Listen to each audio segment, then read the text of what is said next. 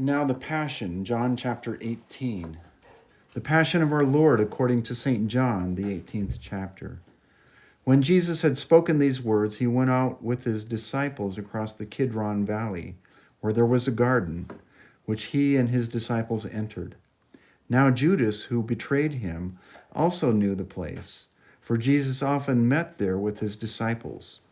So Judas, having procured a band of soldiers and some officers of the chief priests and the Pharisees, went there with lanterns and torches and weapons. And then Jesus, knowing all that would happen to him, came forward and said to them, "Whom do you seek?"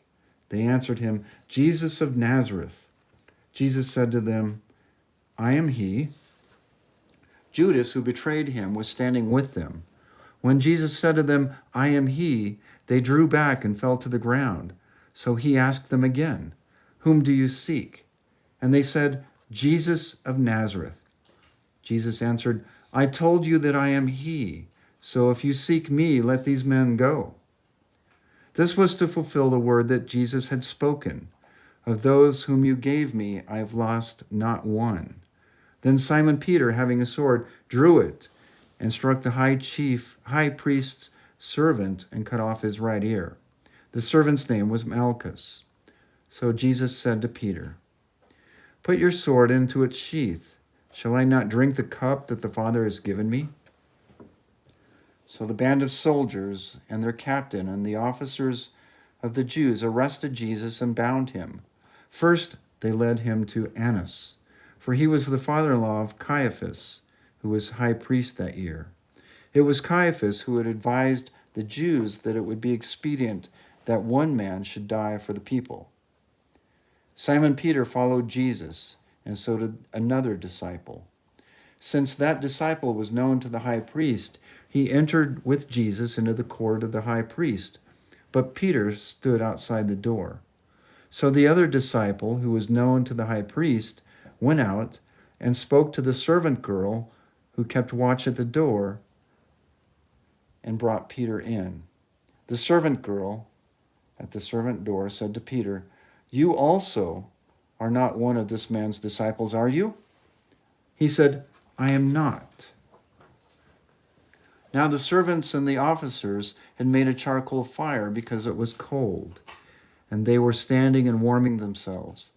Peter also was with them, standing and warming himself. The high priest then questioned Jesus about his disciples and his teaching. Jesus answered him, "I've spoken openly to the world. I've always taught in synagogues and in the temple, where all Jews come together. I've said nothing in secret. Why do you ask me?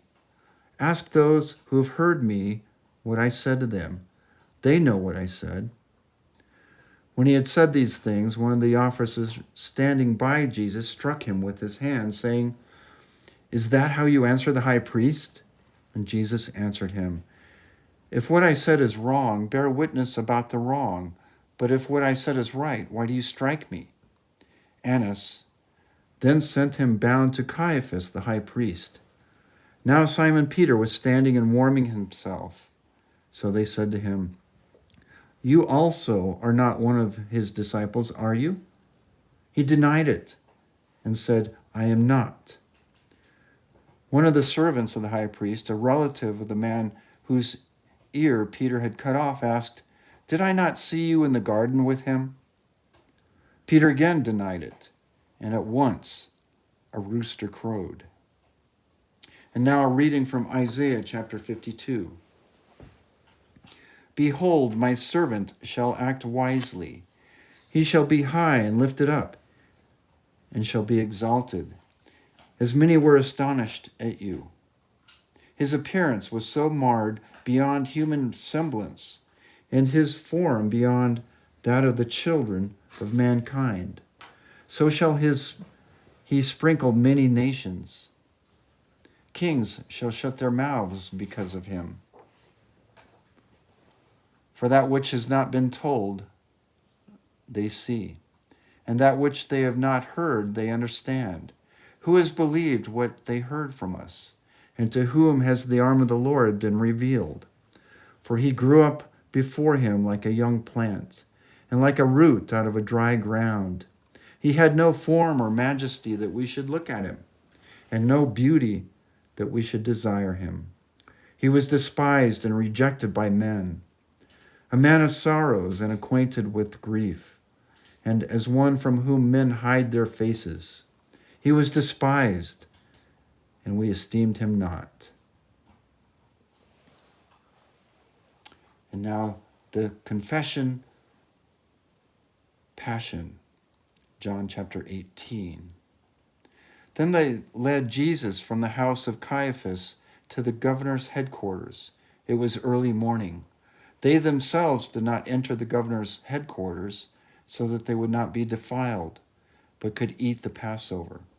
So Pilate went outside to them and said, "What accusation do you bring against this man?" They answered him, "If this man were not doing evil, we would not have delivered him over to you." And Pilate said to them, "Take him yourselves and judge him by your own law." And the Jews said to him, "It is not lawful for us to put anyone to death." This was to fulfill the word that Jesus had spoken to show that what kind of death he was going to die. So Pilate entered his headquarters again and called Jesus and said to him, "Are you the king of the Jews?" Jesus answered, "Do you say this of your own accord, or did others say it to you about me?" Pilate answered, "Am I a Jew? Your own nation and the chief priests have delivered you over to me. What have you done?" Jesus answered, "My kingdom is not of this world. If my kingdom were of this world, my servants would have been fighting, that I might not be delivered over to the Jews. But my kingdom is not from this world." Then Pilate said to him, "So you are a king?" Jesus answered, "You say that I am a king. For this purpose I was born, and for this purpose I have come into the world, to bear witness to the truth. Everyone who is of the truth listens to my voice." Pilate said to him, "What is truth?" After he said this, he went back outside to the Jews and told them, "I find no guilt in him, but you have a custom that I should release one man for you at the Passover. So do you want me to release to you the King of the Jews?" So they cried out again, "Not this man, but Barabbas." Now Barabbas was a robber. Then Pilate took Jesus and flogged him.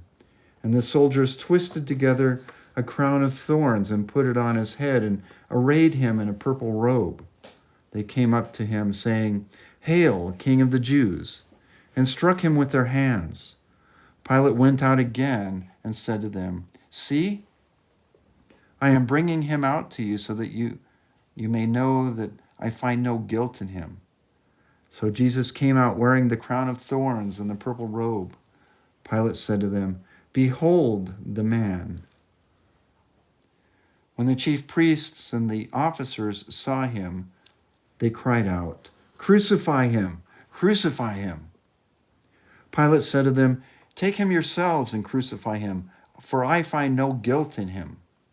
The Jews answered him, "We have a law, and according to that law he ought to die because he has made himself the Son of God." When Pilate heard this statement, he was even more afraid. He entered his headquarters again and said to Jesus, "Where are you from?" But Jesus gave him no answer. So Pilate said to him, "You will not speak to me? Do you know that I have the authority to release you and authority to crucify you?" Jesus answered him, "You would have no authority over me at all unless it had been given to you from above. Therefore he who delivered me over to you has the greater sin." From then on, Pilate sought to release him, but the Jews cried out, "If you release this man, you are not Caesar's friend. Everyone who makes himself a king opposes Caesar." So when Pilate heard these words, he brought Jesus out and sat down on the judgment seat at a place called the Stone Pavement, and in Aramaic, Gabbatha. Now it was the 6th day of preparation of the Passover. It was about the 6th hour. And he said to the Jews, "Behold your king." And they cried out, "Away with him! Away with him! Crucify him!" Pilate said to them, "Shall I crucify your king?" The chief priests answered, "We have no king but Caesar."